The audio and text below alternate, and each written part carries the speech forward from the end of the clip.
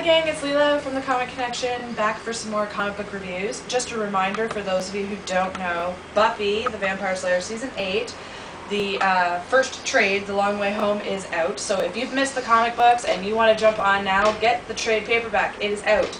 And starting in November, Angel, the new season, is coming out as well, so make sure you check out your comic book stores for that. Now for this week's review, I'm doing X-Men Messiah Complex Chapter 1. So this is the long-awaited build-up from Endangered Species, which nothing happened and disappointing. But here we are at Messiah Complex, and there's only a few hundred mutants left on Earth. We still haven't solved the mutant gene problem, and the X-Men have gone to a town that's basically been decimated by what we think is the birth of a new mutant, the first one in a long time. And they go to find out why the Purifiers have been there and what they've done.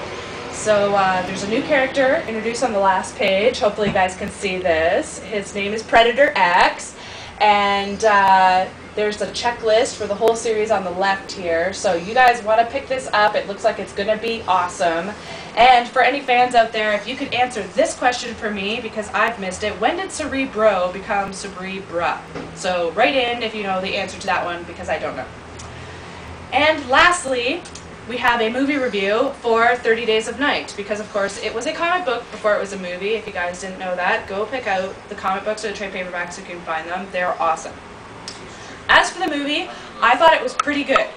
It was pretty faithful to the comic book. It was what I was expecting. The only thing that I didn't like was the constant Velociraptor screeching coming from the vampires. I wasn't so into that, but everything else was awesome. It was gory. It was the vampire flick that I was hoping for, and I would go and see it again. So if you get a chance, go see it.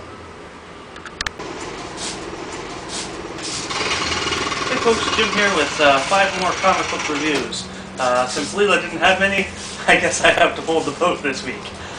First up, Gold Digger Halloween Special. This is basically a special with about 4 or 5 short stories run by Ben Dunn, Fred Perry, Joe White, David Hutchison, and a few others. It's not bad, and there's lots of Halloween fun to be had, and best of all, it won't rot your teeth. Really good read, pick it up. Next up, Transformers Devastation #2 by E.J. Sue and Simon Furman. In this issue, Hunter awakes to find himself in the hands of the Machination, and he has been transformed. Will he be able to escape? And meanwhile, the Autobots have to deal with their own problems. Next up, NHS number 154. As always, not the greatest story-wise, but the art's getting better from Ben. In this issue, Sora's grandfather comes to town, and Anna senses something deep and dark about him. And meanwhile, Ricky and Heidi's relationship goes sour. It's an okay read, and you might enjoy it. Next up, Gold Digger number 89. In this issue, Gina and Penny are on the run, literally. With enchanted legs, they run through a labyrinth and try to escape monsters and demons. Well, their mother, Julia, and her friend, the Dragon Queen, Deborah, have to find out where Dreadwing is. Good read, lots of fun. And finally, Witchblade Takaru manga number 9. In this issue, Takaru falls deeper into the demon's hands, as it were, with the Witchblade taking over her soul. Will she be able to escape? Don't count on it, because it's all up to her. Good read.